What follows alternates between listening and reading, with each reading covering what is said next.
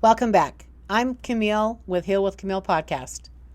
Today we're going to discuss the things that I help people with and how I can help you, even if you're just listening on my podcast. I'm an intuitive counselor, author, TV personality, and I've had a successful business for over 25 years in Salt Lake City, Utah. This show is all about healing yourself, healing relationships, and healing your future so it doesn't become the story like your past.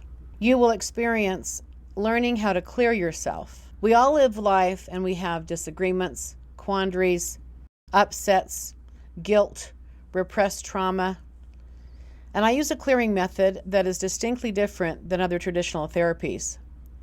It's all about empowering you to be at choice over your thoughts and your moods. You will understand how the mood set creates your future. Together, we can unravel this pain that you've been living in and start a whole new life and start over. Are you ready?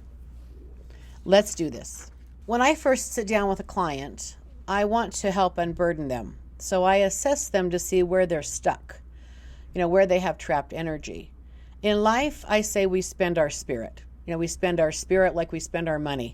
It's a currency, and we, too, are a currency. We are made up of a spirit, body, which is electricity inside of a body.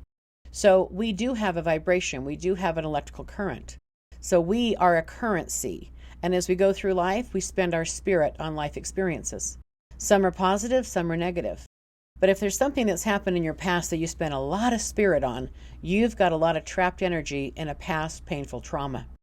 And usually at the end of that trauma, we draw conclusions. In moments of shock and trauma, we say, this will never happen again, or this is how it goes, or this is what this means.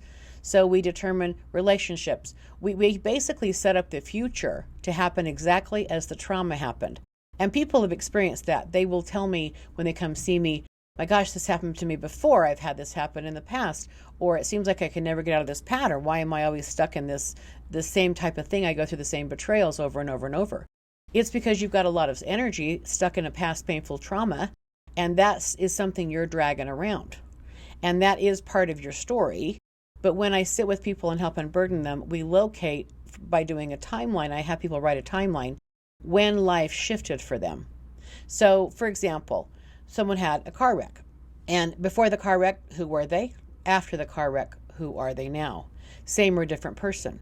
Maybe there's a physical shift, of course, but even trusting driving, even trusting being behind the wheel of a car or being a passenger in a car. Like usually prior to a trauma, there's more trust in your world. You don't have any concerns about something that's never happened. So driving is not a problem. But after a car wreck, there's a lot of things that go wrong after that car wreck. And you have a fear now that's more prevalent than it was prior to the car wreck.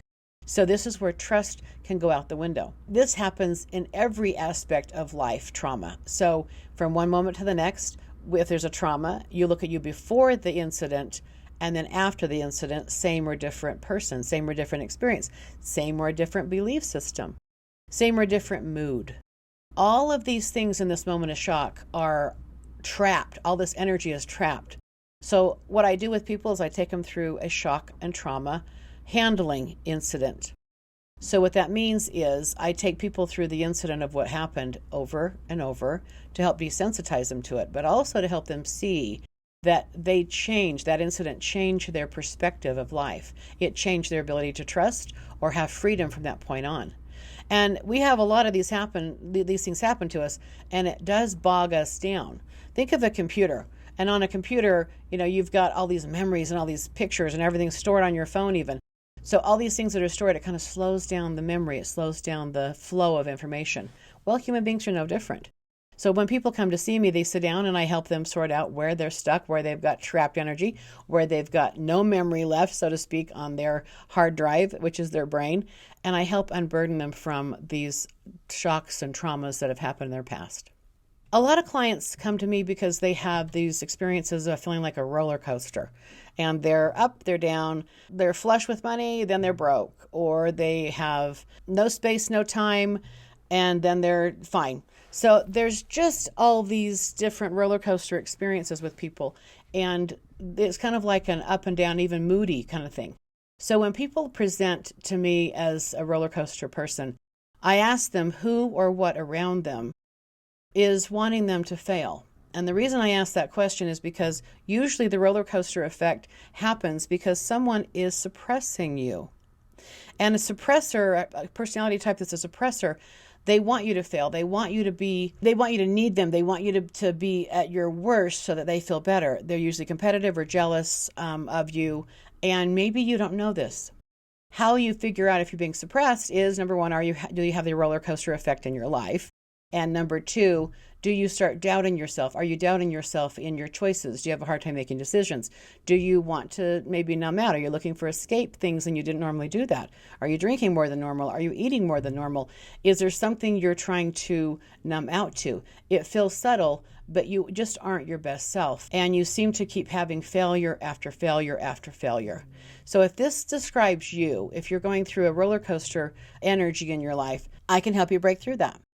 We'll have to look and see what's going on that's causing you to roller coaster. And some of these things have happened maybe years ago. Maybe you have a suppressive relationship with a family member. And when you grew up, that was just the way it was. You couldn't shine. If you got too big, too happy, too smart, someone in your family would have a hard time with you. They would be jealous, or they would look bad, or they would feel bad. So you had to hide your light. You had to pretend that you weren't as great as you really are. So if that sounds like you, this is another indicator of having a suppressive relationship. And that tends to do something to our mind. It tends to do something to us. We kind of live in a box. We keep ourselves playing small. We don't want to play big. We don't want to play full out. Because again, if we did, what would they think? What would they do? Would they abandon us? Would they be upset with us? So this is the kind of stuff I help people sort out as if they're being suppressed. I had a gentleman recently come to me, and he is on his own, divorced, and hasn't been with anybody, doesn't dare date anybody. He had some trauma from an ex-wife, and he had some major health issues, almost died. So when I sat down with him, he's just lonely, extremely lonely, you can imagine, but he doesn't have this trust anymore because he feels like his ex-wife actually tried to kill him. And there's, maybe so, I don't know exactly, but I do know that there was some moments where she did not show up for him when he was in a desperate time in his life when he could have died. So that just was an indicator for him that maybe she was done with the relationship. She did divorce him when he was down. So I went through the process with him, and through him unburdening himself by sharing with me all the details, everything he went through, I could see how this was a truly giant of a man. And the betrayal of trusting someone for, I think it was 30 years or more in a marriage, and then to have this person betray them really, really crushed their soul. This man's extremely intelligent, very successful, makes a lot of money. Everything in his life he's got control over but love. And that betrayal from his ex-wife made him really want to die, frankly.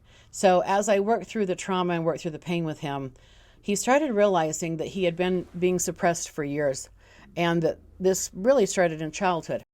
And he has some stories about his mom and the things that she did and didn't do when he was little, and he just thought that was just how it went. And so he didn't have a lot of expectations for women around him. But it set him up to be suppressed in later life because he was suppressed as a child in early life. So when that happened, he just thought that's all he was worth. And this guy's a giver. He's a fixer. He's always saving people. He's always giving to people. But after I pointed out some of these things that he was doing to himself or allowing to be done to him, he realized he was suppressed. And the second session he came back in, he burst into tears and he said, I love you. You have totally changed my life. He had been cleaning house with people that he'd been taking care of for years, and kind of broke up with some people that were using him because he felt like he had to earn love. Like that's what he learned from his mother, is he needed to earn love. His father died when he was quite young, and he stepped up as the man of the house to pay all the bills, and he paid his mother